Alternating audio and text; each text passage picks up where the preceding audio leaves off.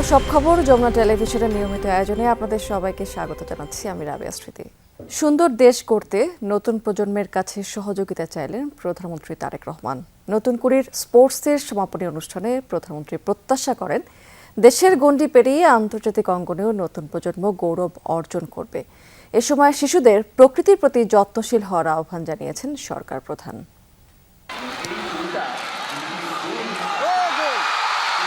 শহরের কোলাহলের মাঝে শ্রাবণের বিকেল আর্মি স্টেডিয়াম পরিণত হয় শিশু কিশোরদের উৎসবের মঞ্চে। বর্ণিল ক্রীড়া নৈপুণ্যে নিজ জেলাকে জয়ী করতে কি আপ্রাণ চেষ্টা স্কুল পড়ুয়া এক ঝাঁক শিশু কিশোরের। মহুমু করতালিতে সহপাঠীদের জন্য উৎসাহের ঢেউ তৈরি হয় গ্যালারি জুড়ে। দেশ জুড়ে ক্রীড়া প্রতিভার বিকাশ ও খেলাধুলাকে অর্থনীতির খাত হিসেবে তৈরি করতে নতুন করে স্পোর্টস চালু করে বিএনপি সরকার। 2 মে সিলেট থেকে শুরু হওয়া এই কর্মসূচির সমাপনী হয় সোমবার। স্টেডিয়ামে বসে খেলা উপভোগ করেন প্রধানমন্ত্রী তারেক রহমান। ফুটবল, ক্রিকেট, দাবাসহ 8টি বিভাগে জয়ীদের হাতে পুরস্কার তুলে দেন প্রধানমন্ত্রী। বক্তব্যে 10 থেকে 14 বছর বয়সী এই কচিকাচাদের নতুন বাংলাদেশ গড়ার কারিগর হওয়ার পরামর্শ দেন সরকার প্রধান। জানান স্বপ্নবাজদের পাশে থাকবে তাঁর সরকার। তোমরা যে পড়ালেখা করতে চাইবে সরকার থেকে আমরা তার ব্যবস্থা করব যাতে সে ভালো করে পড়ালেখা করতে পারে। তোমরা যে গান গাইতে চাইবে, যে ছবি আঁকতে চাইবে, যে খেলাধুলা করতে চাইবে, আমরা সব রকম তোমাদেরকে সহযোগিতা করার সর্বোচ্চ চেষ্টা করবে সরকার। কিন্তু তোমাদেরকে সঠিকভাবে তোমাদেরকে গড়ে তুলতে হবে। তোমাদের দিকে বাংলাদেশের ভবিষ্যৎ তাকিয়ে আছে, বাংলাদেশ তোমাদের দিকে তাকিয়ে আছে।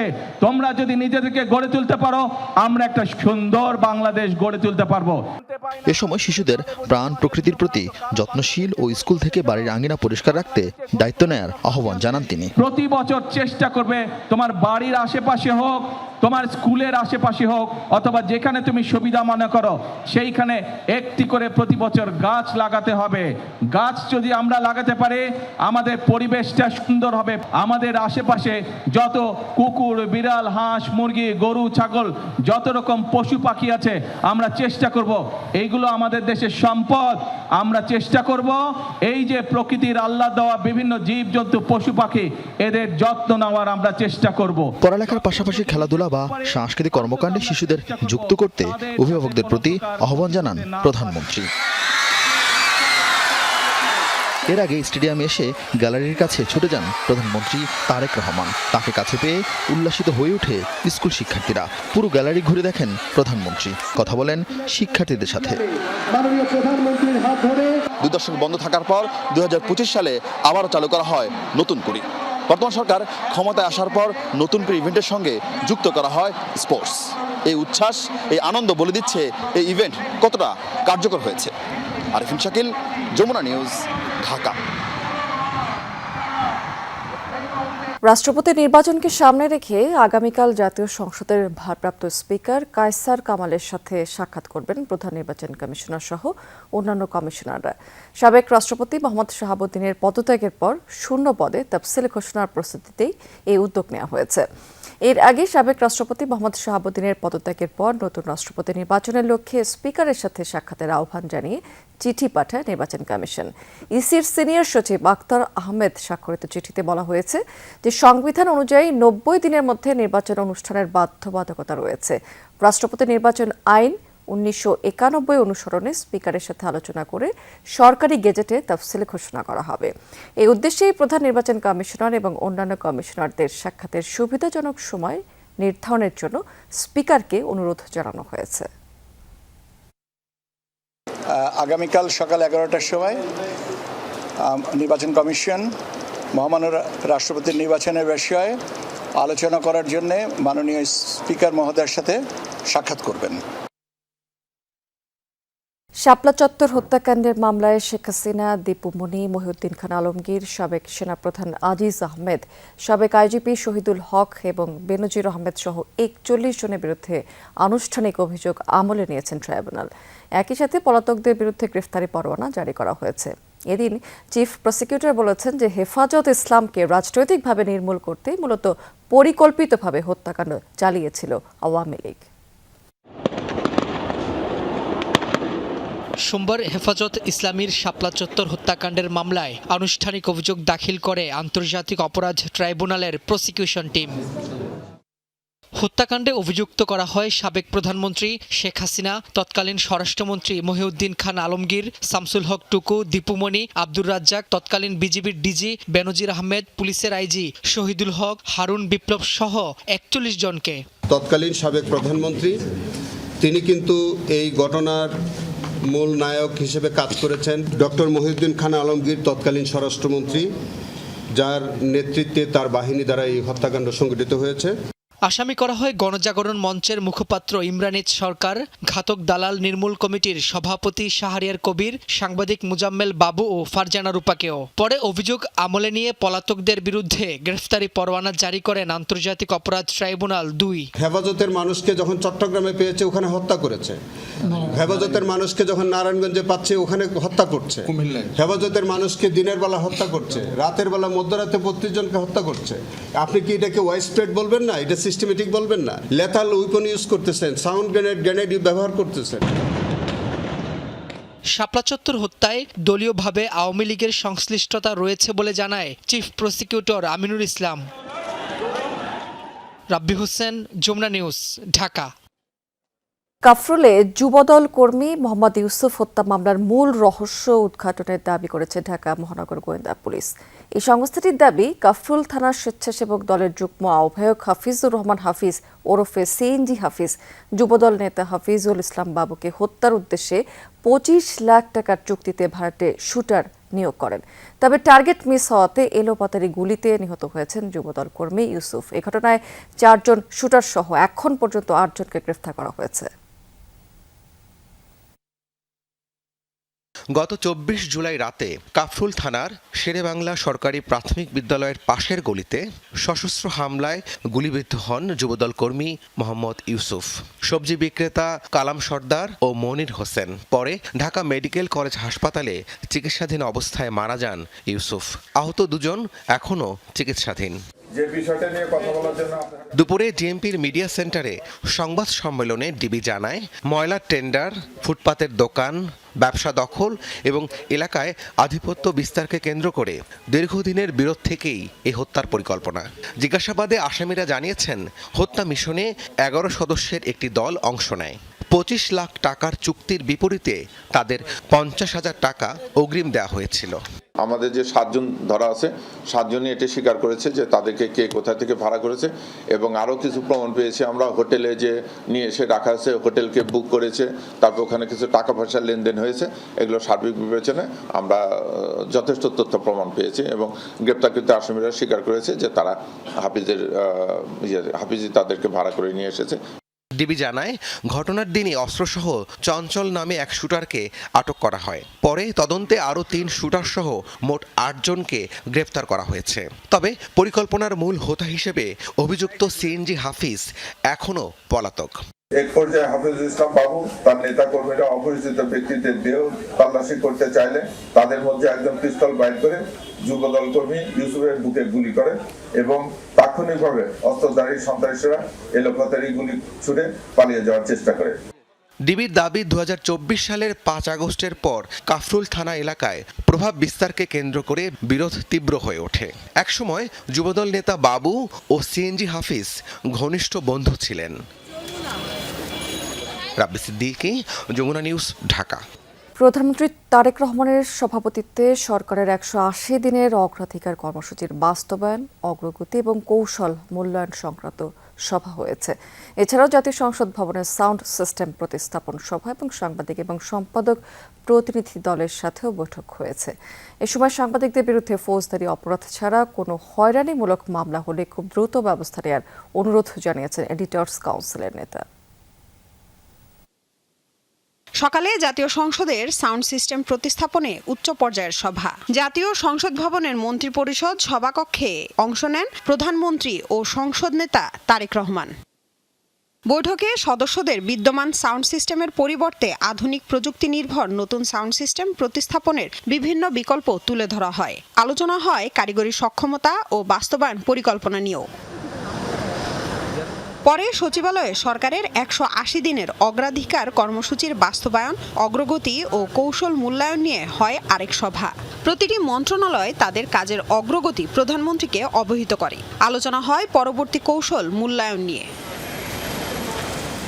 দুপুরে সম্পাদকদের সংগঠন ন্যাশনাল এডিটর্স কাউন্সিলের প্রতিনিধিরা দেখা করেন প্রধানমন্ত্রীর সাথে। বৈঠক শেষে সংগঠনটির নেতারা জানান, দেশ পরিচালনায় প্রধানমন্ত্রী সংবাদ মাধ্যমের সহযোগিতা চেয়েছেন। এ সময় সম্পাদকদের পক্ষ থেকে প্রশ্ন করার স্বাধীনতা সহ কয়েকটি বিষয়ে সরকারের দৃষ্টি আকর্ষণ করা হয়। তবে সাংবাদিকদের বিরুদ্ধে ফৌজদারি অপরাধ ছাড়া কোনো হয়রানিমূলক মামলা হলে দ্রুত ব্যবস্থা নেওয়ারও অনুরোধ জানায় এডিটর্স কাউন্সিল। যদি কেউ কোনো ফৌজদারি অপরাধ করে কোনো সাংবাদিক, তাহলে তার বিরুদ্ধে সরকার অ্যাকশন নিতেই পারে, কারণ ফৌজদারি অপরাধ আর সাংবাদিকতা এক জিনিস না। আর একটি দাবি তোলা হয়েছে আমাদের তরফ থেকে যে প্রেস ট্রাস্টটাকে পুনরুজ্জীবনের জন্য।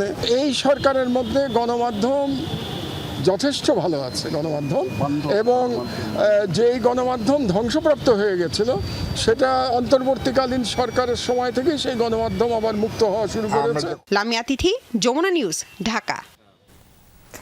বাগেরহাটের মোড়লগঞ্জ উপজেলা স্বাস্থ্য কর্মকর্তা ডক্টর কামাল হোসেন মুফতিকে বরখাস্ত করেছে স্বাস্থ্য মন্ত্রণালয়।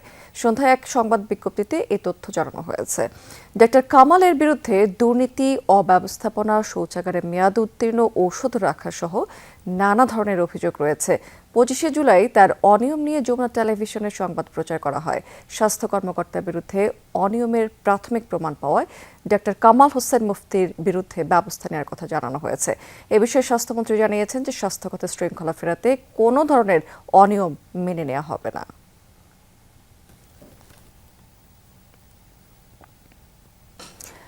ছয় নবজাতক মৃত্যুর ঘটনায় স্থগিত হওয়া রাজধানীর মগবাজারের আলদিন মেডিকেল কলেজ হাসপাতালের লাইসেন্স পুনর্বহাল করেছে সরকার। একই সঙ্গে প্রায় 1.5 মাস পর এই হাসপাতালটিকে শর্ত সাপেক্ষে কার্যক্রম পরিচালনার অনুমতি দেওয়া হয়েছে। স্বাস্থ্য এবং পরিবার কল্যাণ মন্ত্রণালয়ের সচিব মোহাম্মদ কামরুজ্জামান চৌধুরীর সই করা এক বিজ্ঞপ্তিতে এই তথ্য জানানো হয়েছে।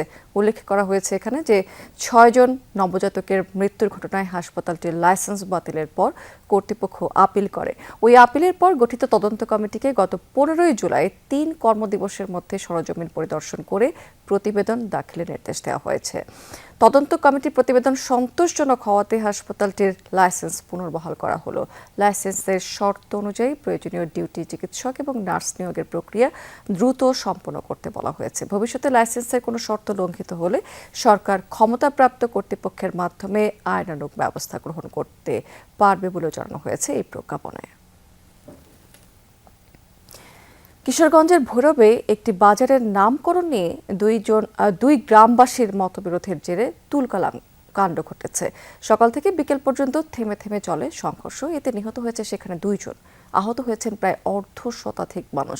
সংঘর্ষের কারণে ভৈরব স্টেশনে কিশোরগঞ্জগামী এগার সিন্দুর এক্সপ্রেস এবং কুলিয়ারচর স্টেশনে চট্টগ্রামগামী বিজয় এক্সপ্রেস ট্রেন কয়েক ঘন্টা আটকে ছিল। এলাকার পরিস্থিতি শান্ত রাখতে অতিরিক্ত পুলিশ মোতায়েন করা হয়েছে সেখানে। দিনের শুরুতেই উত্তপ্ত হয়ে ওঠে কিশোরগঞ্জের ভৈরব উপজেলার আকবরনগর ও মিরাজচর এলাকা। দেশীয় অস্ত্র নিয়ে সংঘর্ষে জড়ায় 2 গ্রামের হাজারো মানুষ। স্থানীয়রা জানায় কালিকা প্রসাদ ইউনিয়নের বাস স্ট্যান্ড সংলগ্ন বাজারের নামকরণ নিয়ে আকবরনগর ও মিরাজচর গ্রামের বাসিন্দাদের মধ্যে মতবিরোধ চলছে প্রায় 45 বছর ধরে। এক পক্ষের দাবি বাজারটির নাম হবে আকবরনগর বাস স্ট্যান্ড বাজার, আরেক পক্ষের দাবি বাজারটির নাম হবে মিরাজচর বাস স্ট্যান্ড।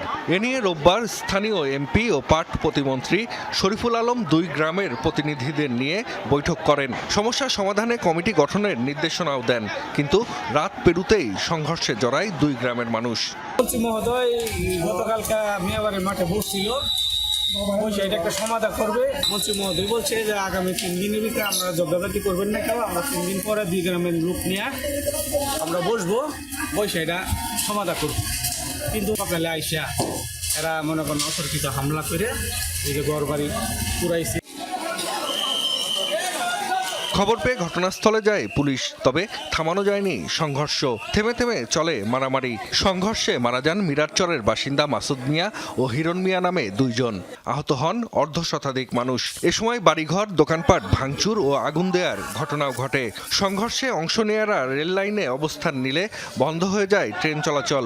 ভৈরব ও কুলিয়ারচর স্টেশনে আটকা পড়ে 2টি ট্রেন। সংঘাত থামাতে ঘটনাস্থলে পাঠানো হয় অতিরিক্ত পুলিশ। এখানে কি গেঞ্জাম হয়েছে, এই জন্য আমরা এখানে দূর আটকা বাড়াবাড়ি হয়ে গেছে। এই পাশে রুট লুক আর এই পাশে লুক বাড়াবাড়ি লাগে। প্রায় 4 ঘন্টার উপরে এখনো ভৈরবে আমি ওয়েট করছি, কিন্তু কিশোরগঞ্জে পৌঁছানো সম্ভব হচ্ছে না, এখন ঢাকায় যাওয়া সম্ভব হচ্ছে না। বাজারের নামকরণ কেন্দ্র করে 2 গ্রামের মধ্যে উত্তেজনা বিরাজ করছে। তাদেরকে ভালোভাবে বুঝিয়ে চেষ্টা করবো বিতাড়িত করার জন্য। যদি না হয় আমরা বল প্রয়োগ করে সম্পূর্ণ এলাকা ত্রুটিমুক্ত করব। বাজারটির নামকরণ নিয়ে মতবিরোধের জেরে এর আগেও একাধিকবার সংঘর্ষে জড়ায় 2 গ্রামবাসী। জাহিদ হাসান, যমুনা নিউজ। বাংলাদেশ সব দেশের সাথে সাংস্কৃতিক এবং বাণিজ্যিক সম্পর্ক গড়ে তুলতে কাজ করে যাবে বলে জানিয়েছেন পররাষ্ট্র প্রতিমন্ত্রী শামা ওবায়েদ। তিনি বলেছেন, পিপল টু পিপল সম্পর্ক তৈরিতে গুরুত্ব দিচ্ছে তার সরকার। সন্ধ্যায় রাজধানীর একটি হোটেলে কনসুলার কর্পস ইন বাংলাদেশ আয়োজিত অনুষ্ঠানে অংশ নিয়ে এসব কথা বলেছেন তিনি। এই সময় আরও বলেছেন, এই অনুষ্ঠানে 50টিরও অধিক দেশের প্রতিনিধিরা অংশ নিয়েছে, যা প্রত্যেকটি দেশের শিক্ষা এবং সংস্কৃতিকে শক্তিশালী করবে। এই ধারাবাহিকতায় প্রত্যেকটি দেশের সাথে সুসম্পর্ক গড়ে উঠবে বলেও জানিয়েছেন তিনি। অন্যান্য বক্তারা বলেছেন, এই আয়োজনের মধ্য দিয়ে বিশ্ব সব দেশের সাথে বাণিজ্য পরিধি বাড়া সহ সাংস্কৃতিক আদান প্রদানও আরও বাড়বে। Around the world, honorary consuls have promoted trade, investment, cultural exchanges, education, and humanitarian cooperation. Their success reminds us that a title becomes meaningful only when it leads to action. Built to strengthen our relationship, in bilateral terms, in every possible way we can develop a friendlier environment or a friendlier relationship between 2 countries. কক্সবাজারে পেকুয়া এবং চকরিয়াতে free medical ক্যাম্পের আয়োজন করেছে সেনাবাহিনী। সোমবার সকালে সেনাবাহিনীর 10 পদাতিক ডিভিশনের উদ্যোগে বেতুয়া সরকারি প্রাথমিক বিদ্যালয়ে এর আয়োজন করা হয়। এ সময় বন্যা কবলিত এলাকার বাসিন্দাদের ঠান্ডাজনিত রোগের ঔষধ, খাবার, স্যালাইন সহ নানা সামগ্রী বিতরণ করা হয়। দিনব্যাপী ক্যাম্পে প্রায় 2000 মানুষকে বিনামূল্যে চিকিৎসা সেবা দেওয়া হয়েছে। এর আগে পেকুয়াতে ক্যাম্পের আয়োজন করেছে সেনাবাহিনী।